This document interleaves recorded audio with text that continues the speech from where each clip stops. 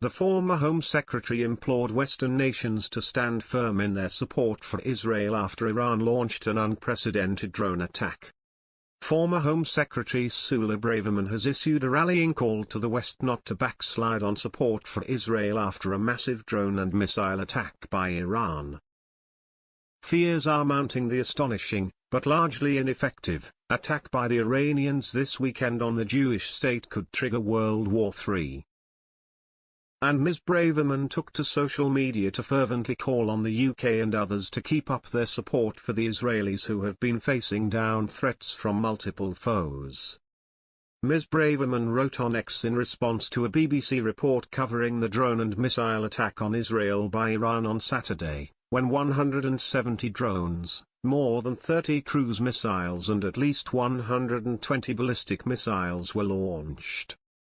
She said, "Many of us have urged for more robust defense of Israel because of the serious threats she faces, from Hamas, Iranian-backed Hezbollah and Ayatollahs in Tehran."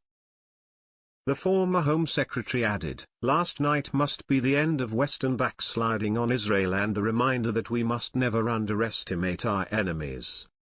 By Sunday morning, Iranian military officials in Tehran said the attack was over and Israel reopened its airspace, having intercepted along with its allies 99% of the projectiles launched towards its territory.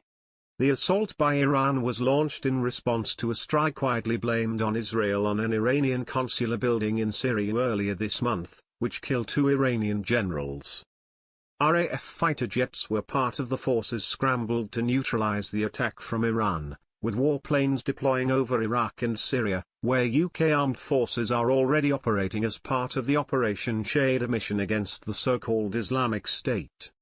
Leaders of the G7 have unequivocally condemned the unprecedented attack on Israel and warned that the risk of an uncontrollable regional escalation must be avoided. In a joint statement following an urgent call on Sunday, countries including the UK and US said they stand ready to take further measures now and in response to further destabilizing initiatives.